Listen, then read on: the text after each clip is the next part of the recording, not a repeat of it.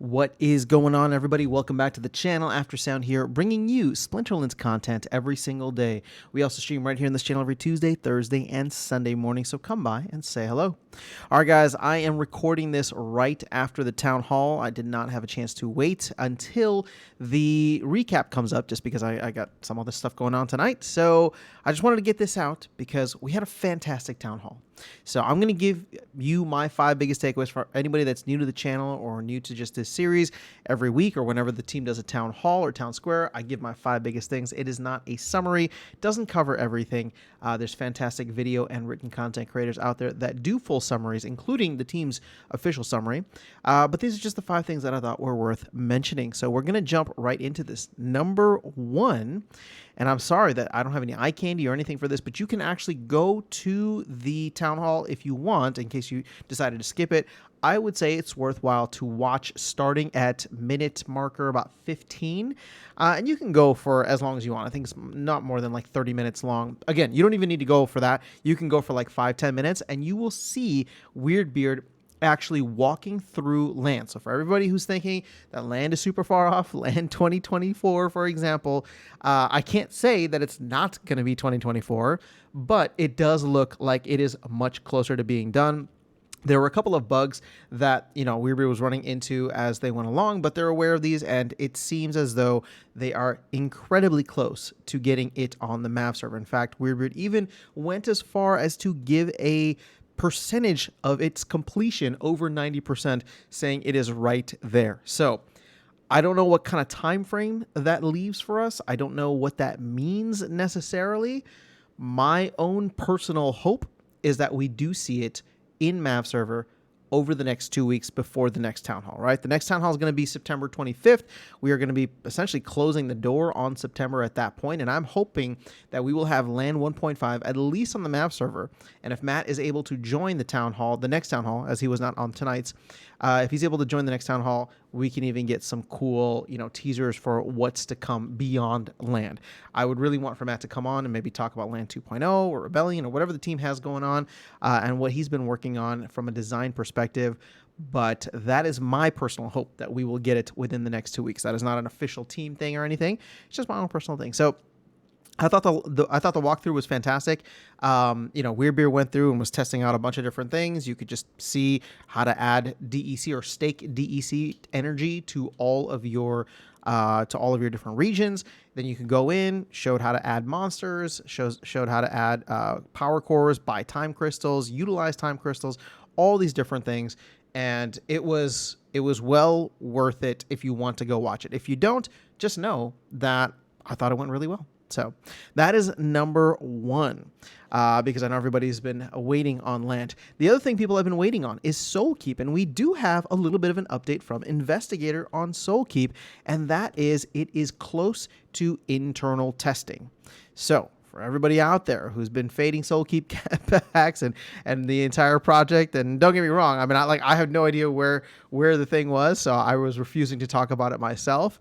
But it's close to internal testing. So for people who thought that this project was going to be completely gone, they thought it was a rug pull.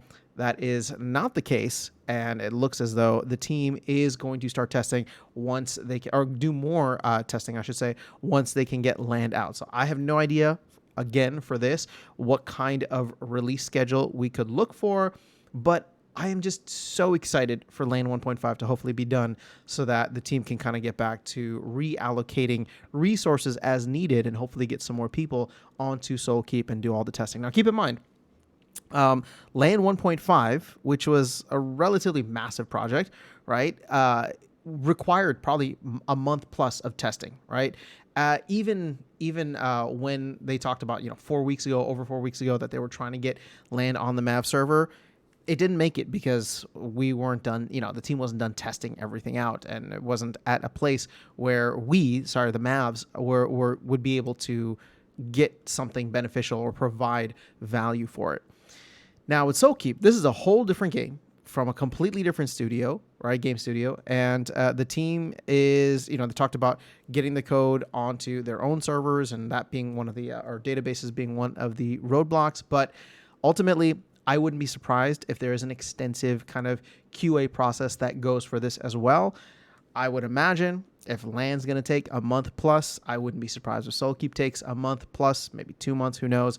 My hope, and again, this is my hope, not the team giving any timelines, but my hope is that we can still see this in 2023. I know I'm being bullish right now, almost too optimistic, but I am hopeful that we can actually see SoulKeep in 2023. I don't know how much of a priority it will be once Land 1.5 is out, but I have to imagine that if they're going to be in close to internal testing very soon, this is not something that the team would want to hold off on for any specific reason. If they can get the game out, it becomes another potential DEC sync.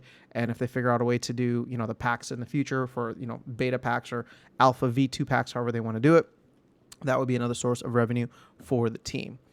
So that is where we're at from Land and SoulKeep. In other news, the updates that are coming tomorrow, so this will be the maintenance window for September 12th. There's several things based on your focus. So right now I guess right now and traditionally, whenever you would go and re-roll your focus, it would essentially restart your focus points. So you would start from 0. Let's say you had like 15 chests, right, saved up. If you were to hit like new focus, it would get rid of everything. But now with focuses being aligned for everybody, right, they reset at midnight UTC time. If you go and decide to change your focus throughout the day, so let's say you get like 3 chests, if you go and change your focus, you keep those 3 chests, right? You keep the same amount of focus points, which I think is fantastic because I don't know how many people went and clicked it by accident, maybe just curious to see what it is, and then lost whatever progress they had. I know that it may not be that high, but it's definitely not 0. So hopefully that will be a good thing for folks throughout.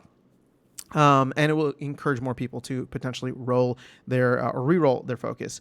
The other side is that from an energy perspective, when you purchase more energy, you will right now there's not a good way to see like when does your energy reset, right? Because if you buy X amount within 24 hours, you have to wait that 24 hours in order for it to be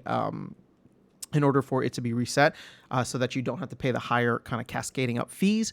But now, once again, with the midnight UTC timer for the reset, that is just the reset. So you could go in and max out the energy that you want at like 11:59 UTC, and then go and buy a bunch more at midnight or 12:01 a.m. UTC, right? So that's how it's going to work, and I think it's just better, easier all around. Everybody knows exactly what time it's going to be, obviously relative to their time zone. So those are the updates coming out tomorrow, which again, just small quality of life stuff, but I think this stuff really starts to add up over time. Number 4, for those looking for voucher utility, and yes, I have been one of them, even though I'm not necessarily a fan of one of these things, we are getting voucher utility, and I believe it is going live next Tuesday on the 19th. So the one that I do like is to be able to use vouchers to purchase focus rerolls. So now you can spend a voucher, and actually, I don't know what the cost will be. Hopefully they'll put a post out for this, but you'll be able to use your vouchers to reroll your focus probably multiple times, right? So I think everybody gets a free focus reroll once, but if you want to roll it again, and I did a tier list video for the different types of focuses. That might be good to revisit with this, even just for myself, just to see what focuses are out there, because a voucher is like less than 3 cents, and if you can get a focus, if you can get a focus that will give you a powerful, collection in your deck, or like a power element in your deck, right? So for me, it would be water. If I can re-roll a couple of times and get water, I know that I'll be making a ton more, because I'm just going to be throwing in, I'll just be throwing in all my water decks for pretty much everything, which is still one of my favorite splinters to play overall. So I like that. That's the one I like. The one that I don't like is the energy discount. So I think the team wants to roll this out to anywhere that you could burn DEC. Well, not anywhere, but in many places where you can burn DEC, there will be a discount utilizing vouchers, similar to the promo cards, similar to even some of the pack sales that have happened. But this will be for energy. So if you want to buy more energy, you can start to get a discount using vouchers. Again, I'm not a big fan of that, because to me, at the end of the day, I want to see as much DEC burned as possible. That drives more utility to SPS than voucher value does. But, I could be wrong. And maybe I'll be happy with it. But as of now, I don't think that that's the best thing for vouchers. But Everybody's excited about it. People buy energy. And hey, you know what? I don't really buy energy that often, but I do get vouchers. So maybe this will be something that incentivizes me to start doing that every so often. Okay. Number 5, the bot terms of service for tournaments and brawls is going live next Tuesday as well. And again, this is just a terms of service update. And what was difficult to gather from this, and I hope Weird maybe we'll talk about this more next week during the town square.